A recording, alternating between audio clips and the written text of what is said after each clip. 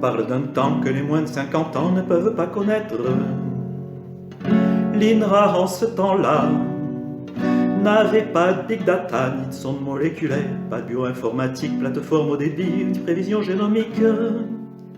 Alors prévoir comment la réponse des plantes à l'environnement, les modèles, on les construisait avec peu des comptages, une règle, quelques capteurs et puis nos yeux. Avec un thermomètre, on faisait du temps thermique sur l'axe des abscisses. En Y, on comptait, on localisait les organostatistiques, et comme ça on savait où ça pousse quand ça pousse, qui répond aux contraintes. Quel stade pertinent pour la croissance d'une feuille ou bien l'avortement. Les modèles de croissance et de développement. Les modèles ont guidé nos raisonnements. Les modèles, c'était vraiment un bel outil. Les modèles pour l'écophysiologie.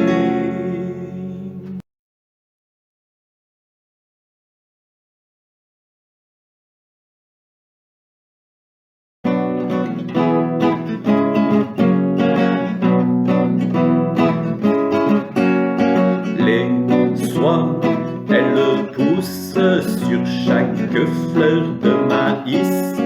Chaque soie donne un grain si tout va bien.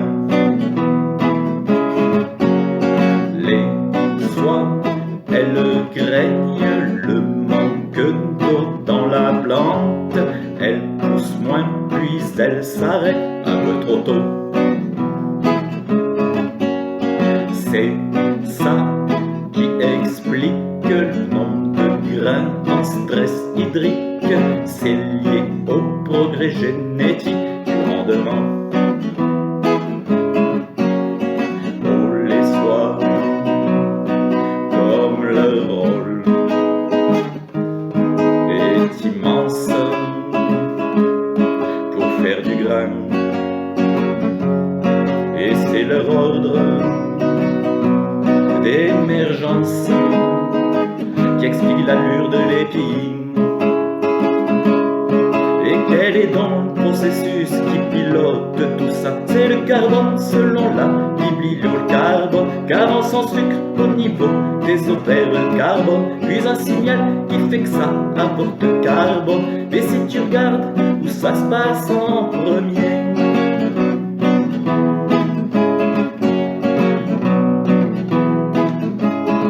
c'est dans les soies et c'est de l'expansion des soies. Et la réponse est la même dans les feuilles et les soies.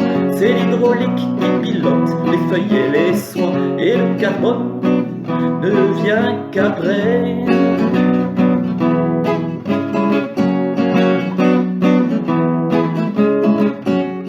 Les soies, elles poussent sur chaque fleur de maïs. Chaque soie donne un grain si tout va bien. Les soies, elles craignent le manque d'eau dans la plante. Elles poussent moins, puis elles s'arrêtent un peu trop tôt. C'est ça qui explique le nombre de grains en stress hydrique. C'est lié au progrès génétique du rendement.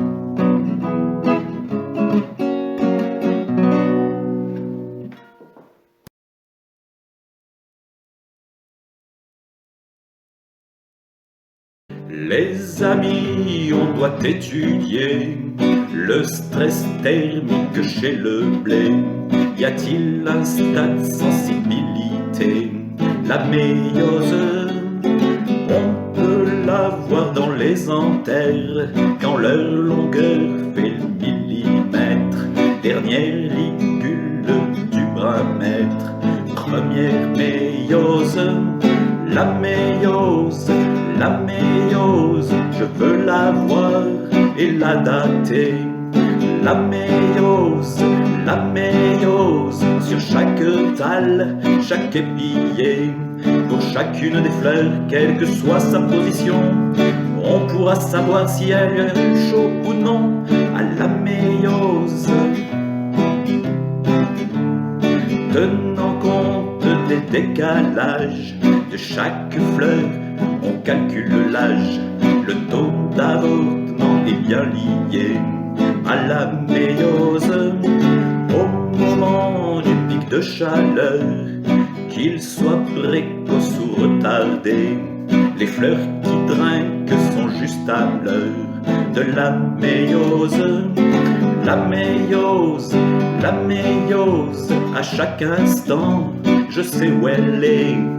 La méiose, on peut maintenant déployer les outils ioniques, faire une étude génétique, cerner les mécanismes de la réponse au stress thermique à la méiose.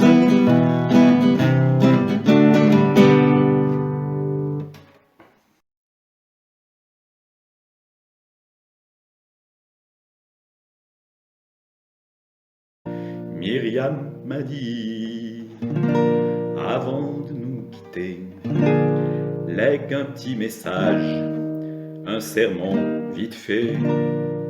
Ce message-là, il me faut l'annoncer à mes collègues sans tarder. J'ai pris une dose de whisky afin de préparer mon sermon. Je n'ai pas fermé l'œil de la nuit, je me posais bien trop de questions. Au petit matin, le DU m'est apparu et il m'a donné la solution. Aussitôt vers le 106, j'ai couru parler à mes collègues sur ce ton. Mes bien chers frères, mes bien chercheurs, reprenez avec moi tous en cœur. Pas de boogie-boogie sans un bon cas d'analyse. Technologie, nouvelle technologie. Ne faites pas de boogie-boogie sans un bon cas d'analyse. Technologie, nouvelle technologie. Il faut d'abord un bon modèle pour adosser les techniques nouvelles, les nouvelles technologies. Boogie-boogie. Mes bien chers frères, mes bien chercheurs, reprenez avec moi tous en cœur.